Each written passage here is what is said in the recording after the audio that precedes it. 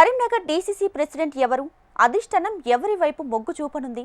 జిల్లా కాంగ్రెస్ శ్రేణుల్లో ఇప్పుడు ఇదే అంశం ఉత్కంఠ రేపుతుంది. ఇప్పటికే జిల్లాలో అబ్జర్వర్ల పర్యటన, అభిప్రాయ సేకరణ పూర్తయి నివేదిక కూడా ఢిల్లీ చేరింది. అదంతా ఎలా ఉన్నా డీసీసీ అధ్యక్షుడి ఎంపికలో ఆ ఇద్దరి మంత్రుల ఆశీస్సులే కీలకంగా మారనుందట. జిల్లాలో తమ ఆధిపత్యాన్ని నిలుపుకోవాలంటే తమ వాడిని అధ్యక్ష పీఠంపై కూర్చోబెట్టే ఆలోచనలో ఉన్నారట అమాత్యులు. పైకి కనిపించకపోయినా వారి రాజకీయ వ్యూహాలతో అక్కడి పరిస్థితులను ప్రభావితం చేస్తున్నాయట. ఇంతకీ వెనకుండి నడిపిస్తున్న ఆ మంత్రులు ఎవరు? కరీంనగర్ హస్తం అధ్యక్ష రేసులో ఉన్న ఆశావాహులు ఎవరు? ఈ స్టోరీలో చూద్దాం.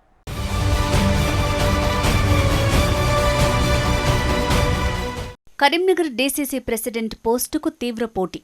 ఇప్పటికే అభిప్రాయాలు సేకరించిన అబ్జర్వర్లు. ఎంపికలో జిల్లా మంత్రులదే కీ రోల్ కానుందా? మంత్రుల ఆశీస్సులు ఉన్నవారికే డీసీసీ పీఠం దక్కనుందా? కరీంనగర్ అర్బన్, రూరల్ రెండు డీసీసీల డిమాండ్ తెరపైకి. కరీంనగర్ జిల్లా కాంగ్రెస్ అధ్యక్ష పదవి కోసం పోటాపోటీ రాజకీయం నడుస్తోంది. నిజానికి తెలంగాణ వ్యాప్తంగా అన్ని జిల్లాలకు డీసీసీ అధ్యక్షుల మార్పు చేస్తోంది పార్టీ హైకమాండ్. కానీ కరీంనగర్ జిల్లా పగ్గాలకు మాత్రం హై డిమాండ్ ఉందట. దీంతో కొత్త అధ్యక్షుడి ఎన్నిక కోసం పార్టీలో పెద్ద తతంగమే నడిచింది. అధిష్టానం నుంచి అబ్జర్వర్లు, ఇన్ఛార్జీలు జిల్లాకి రావటం, స్థానిక నాయకుల అభిప్రాయాలను సేకరించడం లాంటివి చేశారు. ఈ సమయంలో డీసీసీ కార్యాలయంలో గొడవలు, ఫర్నిచర్ ధ్వంసం లాంటివి కూడా జరిగాయి. ఈ హడావుడి కంటే మంత్రులు వెనకుండి నడిపిస్తున్న రాజకీయమే ఇప్పుడు జిల్లాలో హాట్ టాపిక్గా మారిపోయిందట. అమాత్యుల అనుచరులు, వారికి దగ్గరైన వారే ఇప్పుడు పోటాపోటీగా పదవి కోసం ప్రయత్నాలు చేస్తున్నారట. అలా కరీంనగర్ డీసీసీ ప్రెసిడెంట్ పోస్టు మంత్రి శ్రీధర్ బాబు వర్గానికి దక్కుతుందా, లేక పొన్నం వర్గానికి దక్కుతుందా అనే ఆసక్తి జిల్లాలో పెరిగిందట. డీసీసీ అధ్యక్ష పదవి కోసం చాలా మంది పోటీలో ఉన్నప్పటికీ కొందరి పేర్లు ప్రముఖంగా వినిపిస్తున్నాయి.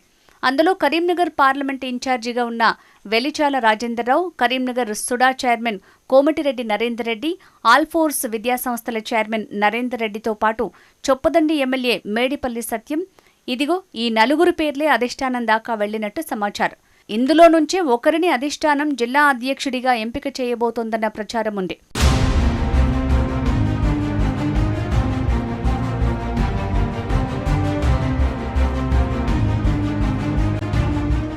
అయితే ఈ నలుగురిలో మంత్రి శ్రీధర్ బాబుతో ప్రయత్నాలు చేస్తున్నవారు ఇద్దరు, పొన్నంతో ప్రయత్నాలు చేస్తున్నవారు ఇద్దరున్నారట.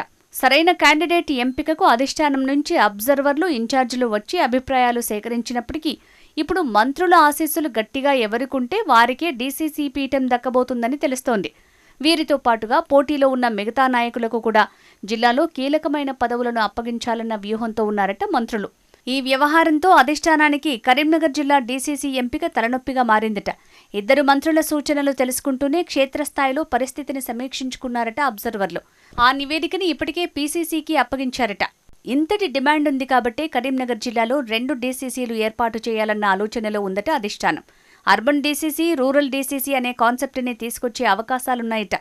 కరీంనగర్ అర్బన్, రూరల్కి డీసీసీల నియామకం వల్ల ఇద్దరు మంత్రుల ఆధిపత్యానికి చెక్ పెట్టడంతో పాటుగా పోటీ పడుతున్న నాయకులకు న్యాయం చేసినట్టుగా ఉంటుందన్న సమాలోచనలు చేస్తోందట రాష్ట్ర నాయకత్వం. ఇలా మంత్రుల ఆధిపత్య పోరుతో అధిష్టానం కూడా కొత్త ఆలోచనలతో ముందుకు వెళ్తోందట. సో రాబోయే పదవుల పండుగలో కరీంనగర్ జిల్లాలో ఏ మంత్రి పై చేయి సాధిస్తారో చూడాలి మరి.